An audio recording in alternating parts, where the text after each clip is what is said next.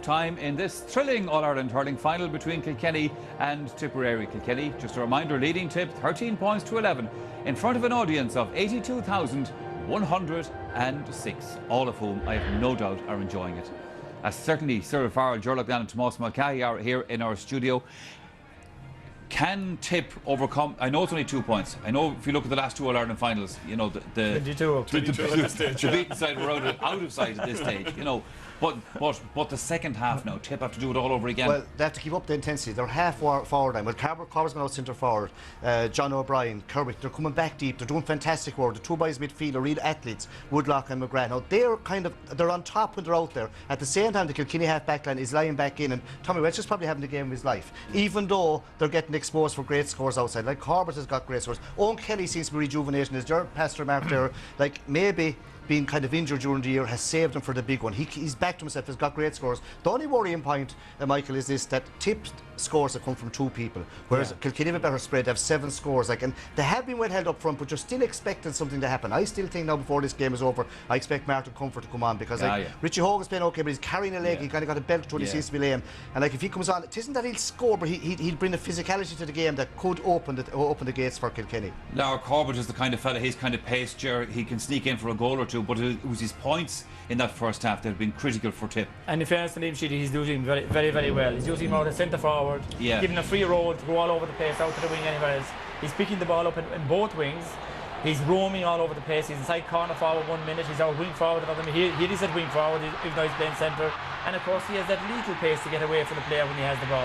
And he's very, very active. The challenge nice and handy there. Yes, his upper body strength is increasing. I think that's a major plus by Liam Sheedy to be 1 minute centre forward, because I mean he's great pace. Look, and I mean again, it's the couple of steps to get away the other side, and he's popping up not in the central positions but on the wings, and Brian Hogan has to go all over the field to chase him, and it's leaving a little bit of gaps inside as well for Owen Kelly. And you see the midfielders when Lark Harbour was deep, they're only just touching the ball into Owen Kelly, and he's on his game as well. He got the other 2 points in play. But on a cautionary note, neither of the two midfielders, Tip midfielders, have scored. None of the half hour line has scored. Noel McGrath hasn't scored.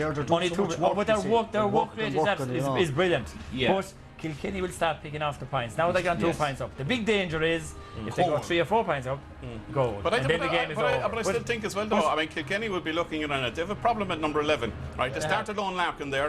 Conor O'Mahony cleaned them out, right? They've put Shefflin out there now, and you were just asking, has Henry got the legs outside in that position anymore? He looked very threatening aside at full forward. Shefflin was inside, and a chance came in. Porrick Maher had a little bit of a shaky start, has settled down since then. Ball comes in, and Cummins had to be smarter. Now, I'm not sure if Henry hit the ball quite right, but nonetheless, he still had to save it. You would have put your house and your second house, if you had a second house on this one, to be scored, because I mean he's in a great position. You're looking again, it's like semi-final. Tommy Wadge, when he gets that ball, he's looking for the full forward line, and again Porrick Maher had this maybe shaky start, but it's the first touch here for Henry. Henry when this broke his side, why didn't he pull on the left? Why didn't he let it go? Maybe he thought he was going to be hooked from behind, but he fluffed the shot right. Okay, still a good save, though, to be fair. But maybe it was the ball going wide realistically. I don't think it was on target. The 65 went wide as well, which is unusual. That 65 went wide as well, Mike, which another day go over the bar. It's so rare, like the genius of Henry. It's so rare for him to miss a chance. Others would miss it. Exactly. You were certain there was going to be a green flag. All around the field, though, Ger, we've seen some fantastic examples of good,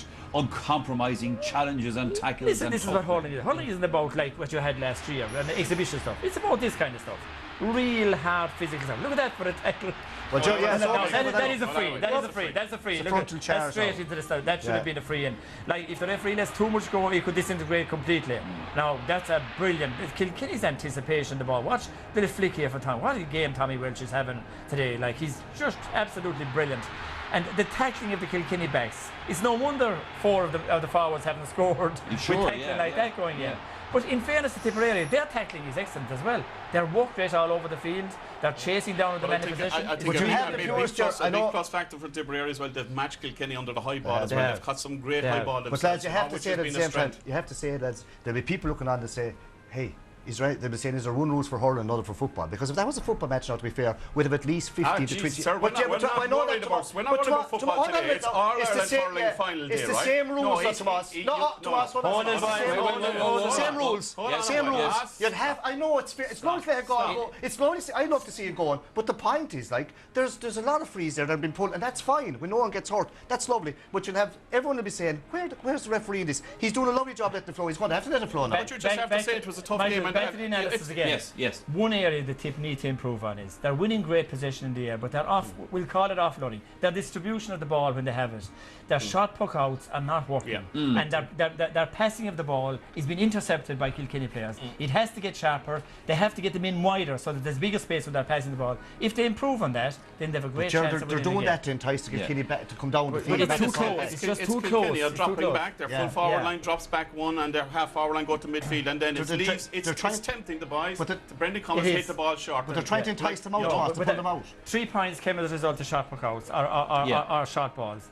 Tip are better off to go direct. Go long, get it into the full forward. And when you saw there in the first half as well, when actually the opposite was coming, when the Tip forwards came out, Tommy Walsh and wasn't moving. So the ball came back up the field. Tommy's on his own picking up the possession. Time for us to take another break here on the programme. The second half of Kilkenny versus Tipperary coming up straight after that. Now there's